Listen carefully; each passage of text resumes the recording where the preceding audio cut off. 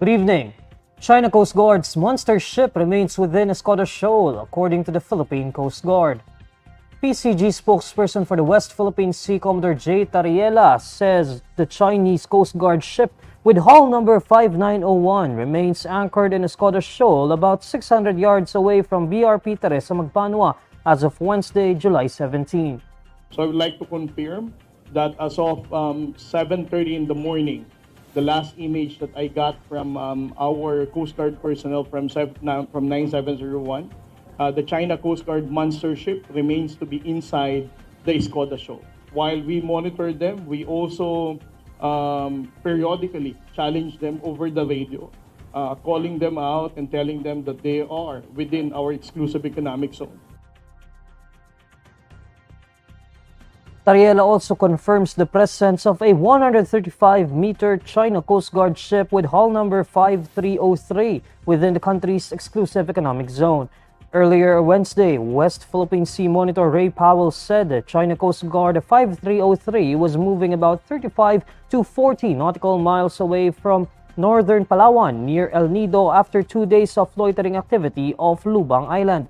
Tariela says the PCG is now closely monitoring China's monster ship and has already deployed BRP Melchor Aquino in response to China Coast Guard 5303 moving toward Palawan. Navy spokesperson for the West Philippine Sea, Rear Admiral Roy Vincent Trinidad, on Tuesday, July 16, said the monster ship had exited the country's exclusive economic zone.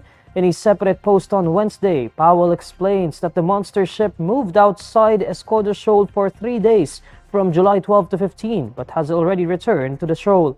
Escoda Shoal falls 75 nautical miles from the coast of Palawan, well within the Philippines' exclusive economic zone. Vice President Sara Duterte says her self-appointment as designated survivor during President Bongbong Marcos's third State of the Nation address was neither a joke nor a bomb threat.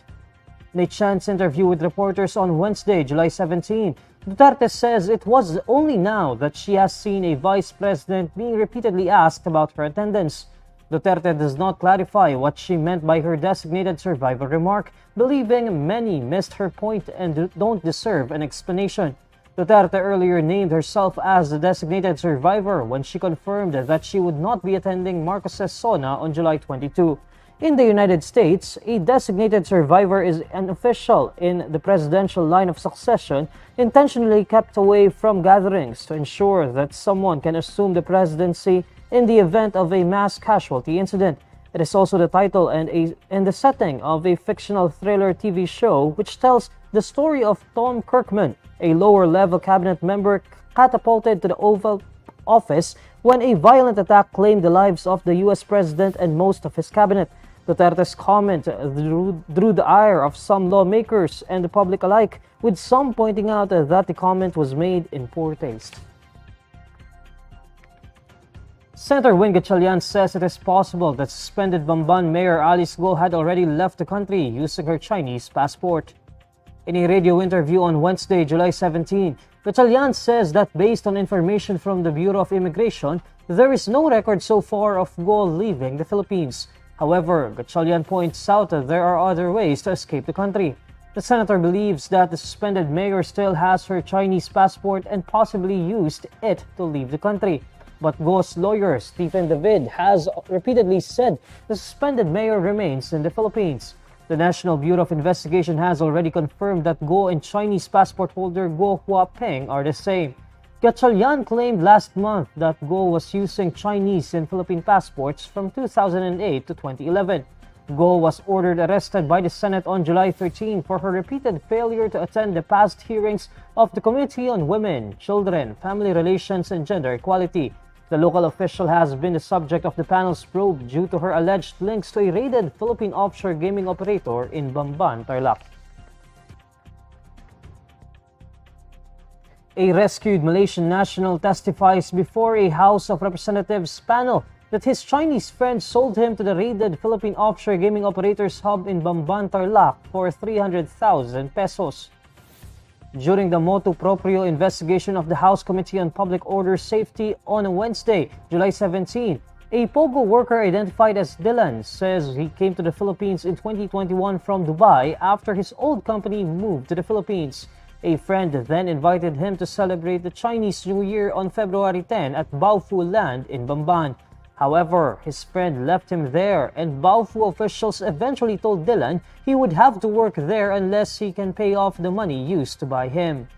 He would tell me I need to work in there and then maybe have my things I already get sell. Asking for if I pay the price of that he sell me, and then actually you need to minimum you need to work around half an years. After that, if without the payment, you already pay out the payment, and then I can get like freedoms or something like that. Dylan says Pogo officials seized his phone, adding that he was also tortured. Presidential Anti-Organized Crime Commission spokesperson Winston John Casio relays Dylan's story after the Malaysian found it difficult to explain his side to the Filipino lawmakers. According to Casio, Dylan was able to seek help by using his company phone to contact his relatives in Malaysia, who then informed the Malaysian embassy. The embassy subsequently relayed the information to Philippine authorities. He would tell me I need to work in there, and then kinuha po yung kanyang cellphone, tapos yun nga po, sinabihan na po siya na kung kaya mong mabayaran within 6 months, makakalabas ka po. Pero may mga pagkakataon ho kasi na umaalma yung ating witness, kaya siya po'y nabubugbog.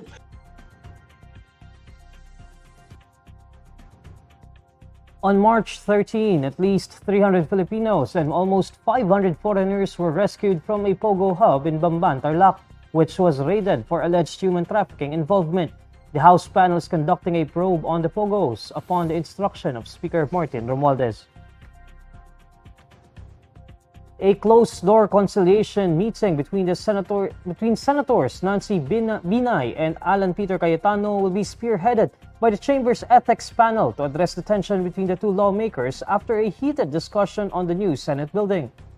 In an ambushed interview on Wednesday, July 17, Senate Committee on Ethics and Privileges head Senator Francis Tolentino says the rules of the committee have been approved and only need to be published.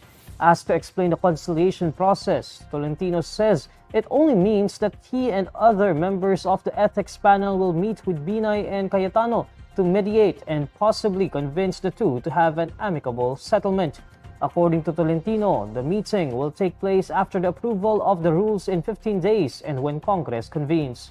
Binay earlier filed an ethics complaint against Cayetano over what she called offensive, derogatory, and improper remarks during the Chamber's proceedings. In a 15-page complaint, Binay specifically noted that Cayetano committed slander against her. The charge was submitted days after the two senators exchanged barbs during the Senate panel on accounts hearing on the supposedly ballooning cost of a new Senate building in Taguig City.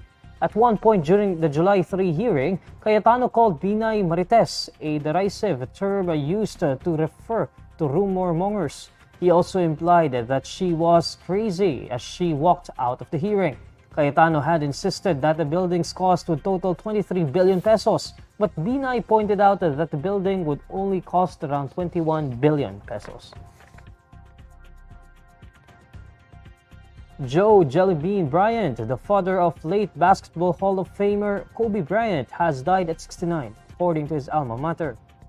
The Philadelphia Inquirer, citing LA La Salle coach Fran Dunphy, reports that Joe Bryant recently had a massive stroke. In her Instagram story, Kobe's widow, Vanessa Bryant, expressed her condolences, adding that Kobe had loved his father very much. Joe's passing comes 4 years after his son Kobe, his granddaughter Gianna, and 7 others died in a helicopter crash in January 2020. Joe and his wife, Pam Bryant, had a sometimes frosty relationship with Kobe, but they were in the front row for the memorial service in Los Angeles about a month after Kobe and Gianna died. Joe Bryant spent 8 seasons in the NBA with 3 different franchises. He played for the Philadelphia 76ers, the San Diego Clippers, and the Houston Rockets before he embarked on an international career in France and Italy. Joe Bryant had a number of coaching stints, including for teams in Italy, Japan, and Thailand, as well as stints with the WNBA's Los Angeles Sparks. These are the stories you need to know today. I'm Neil Mercado. Follow INQUIRER.net on Facebook, X, YouTube, TikTok, Instagram, and Reddit. For more stories, visit INQUIRER.net. Good evening.